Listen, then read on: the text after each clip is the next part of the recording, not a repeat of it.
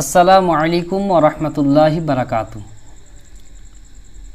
প্রিয় শ্রোতা মণ্ডলীগণ, আমি আপনাদের সম্মুখে কুরবানি সম্পর্কে কিছু গুরুত্বপূর্ণ আলোচনা নিয়ে উপস্থিত হয়েছি। যে আমরা কুরবানি তো নেকির উদ্দেশ্যে, নেকি লাভের উদ্দেশ্যে আমরা করে থাকি, তার সাথে সাথে আমরা কিছু গুনাহগুলোকেও সংযুক্ত করে ফেলেছি। তন্মধ্যে কয়েকটি হচ্ছে যে আমরা কুরবানি পশু জবাই তো করি, জবাইয়ের পূর্বে অস্ত্রগুলো ধারালো করি না। কুরবানি পশু জবাই করি, জবাইয়ের সাথে সাথেই কুরবানির পশু ঠান্ডা হওয়ার পূর্বেই আমরা তার বুকে কিংবা গলায় ছুরি ঘোপানোর চেষ্টা করি। আরও কেউ করে কি, চামড়া ছড়ানোর চেষ্টা করে পশু ঠান্ডা হওয়ার পূর্বেই। এই কাজগুলো কি ইসলামিক দৃষ্টিতে, শরীয়তের দৃষ্টিতে, সেইগুলো আমি আপনাদের সম্মুখে আজ উন্মোচন করার চেষ্টা করব। প্রথমত বলি, আল্লাহ তাআলা আমাদের ইসলাম ধর্মে যে নিয়মাবলী দিয়েছেন, সেই নিয়মাবলী অনুযায়ী আমাদের চলতে হবে, শরীয়ত সম্মত কাজ করতে হবে।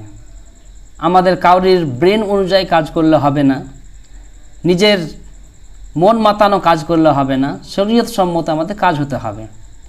আল্লাহ তাআলা যেটা আমাদের উপদেশ দিয়েছেন সেটা হচ্ছে যে প্রত্যেক জীবের উপরে আমাদের সংবেদনা করতে হবে, রহম করতে হবে, করুণা করতে হবে। কেন বিশ্বনবী সাল্লাল্লাহু আলাইহি ওয়াসাল্লাম এক আবু দাউদ শরীফ হাদিসের মধ্যে বলেন, আবু দাউদ শরীফ হাদিস নাম্বার 4941 মধ্যে হাদিস লিপিবদ্ধ, আর রাহিমুনা ইয়ারহামুহুমুর রহমান ইরহামু আহলাল আরদি ইয়ারহামুকুম মিন মা ফিস সামা।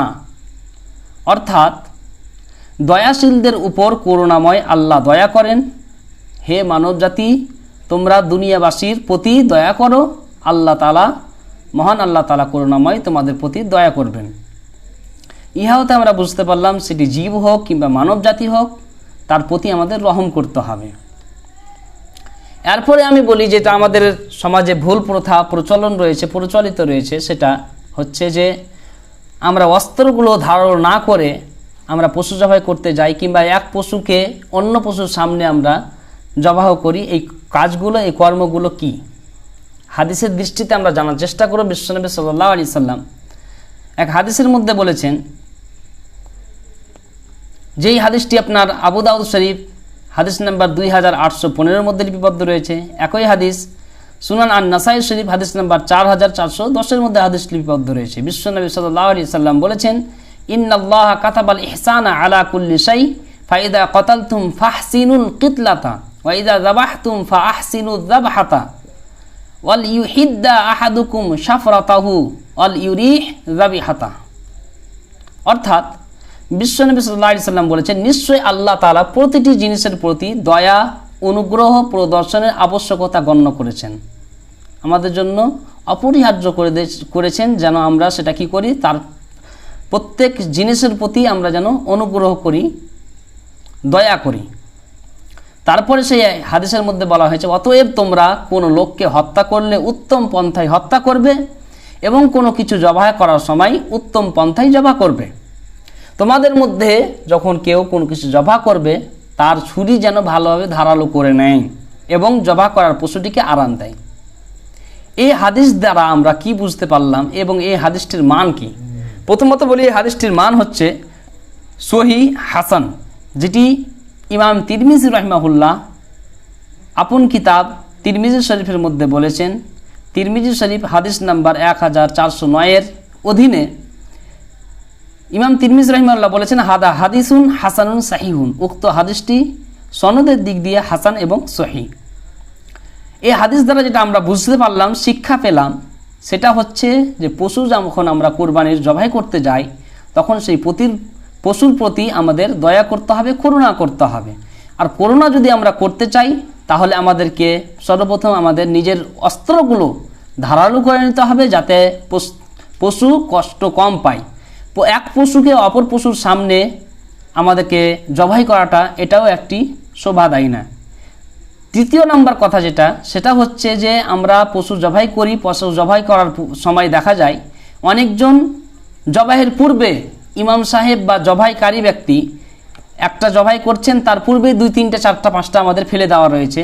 এখানেও পশুকে কি করা হয়, অনেক কষ্ট দেওয়া হয়। এগুলো থেকে আমাদের বাঁচতে হবে।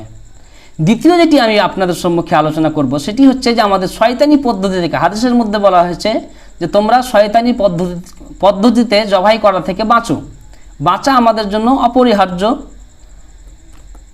যেই হাদিসের মধ্যে লিপিবদ্ধ রয়েছে, বলা হয়েছে যে শয়তানি পদ্ধতি থেকে বাঁচো, সেই হাদিসটি লিপিবদ্ধ রয়েছে আপনার সুনান আল কুবরা লিল বাইহাকি শরীফ, হাদিস নাম্বার 19126 মধ্যে হাদিস লিপিবদ্ধ। একই হাদিস সহিহ ইবনে হিব্বানের মধ্যে লিপিবদ্ধ রয়েছে।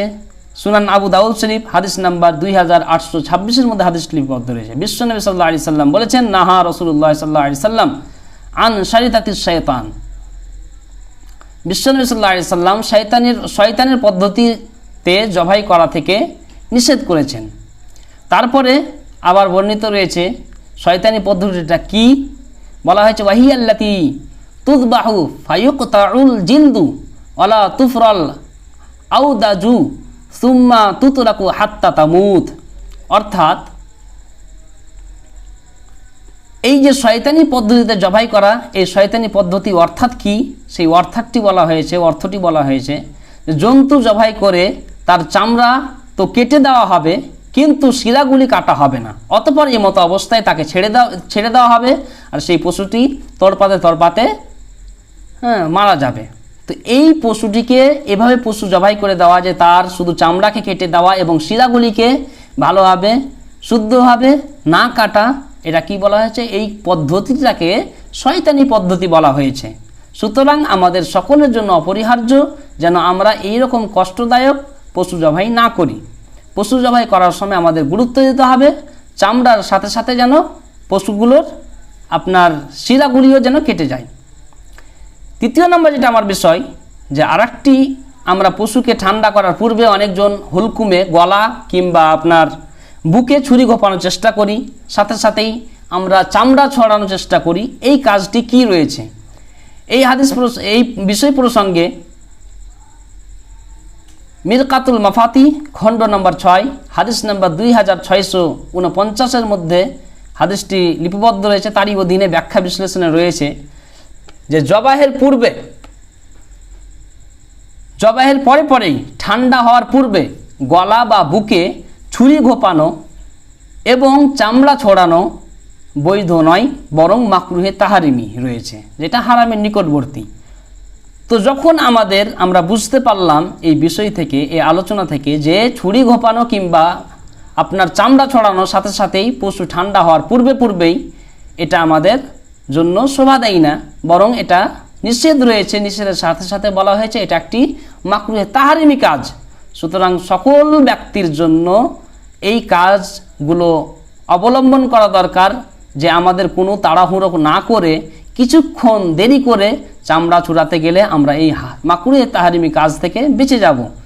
আজ প্রায় আমাদের সমাজে দেখতে পাওয়া যায় অনেক ব্যক্তি এই ভুল কাজগুলোতে, এই গুনাহের কাজগুলোতে লিপ্ত রয়েছে, যার কারণে আমরা নেকির কাজ করতে গিয়েও গুনাহের কাজ করে থাকি।